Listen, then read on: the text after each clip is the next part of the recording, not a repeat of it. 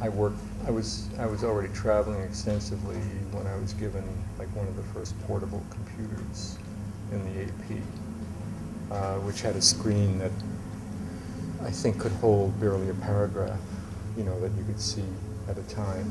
They called it a porta-bubble. They called it because the screen was some kind of bubble structure on top of a keyboard or whatever. It was like in a suitcase, and you know, you opened it up, and there was a little dome thing, and that was your screen, and it was maybe a paragraph that you could read. So you can imagine how difficult that was to write. You know, what did I say up here? So that was one of the first, and then I can remember 1984. I had a new type of Radio Shack made something called the Tandy TRS-80, and we all called it the Trash 80 because naturally, you know, the early generation computer had a lot of problems, and it only had, at least it went across a whole. You had the keyboard, and then you had a screen, but the screen was about 4 lines deep.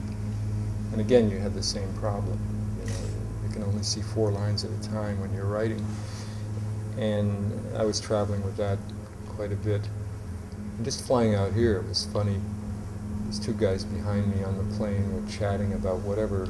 See, I'm really way behind on technology, but you know, some kind of iPhone, some portable electronics the one guy had that was amazing the other guy, and they were chit-chatting about the technology and what it can do, and I had no idea what they were talking about, but I remembered it had to be like 85, I believe, or 86, I was flying over the Pacific. I was flying from Tahiti back to the States, and I pulled out whatever the laptop was I had at the time, and it may have been this crummy little Tandy thing, and started doing, you know, writing on it because I needed to get something done.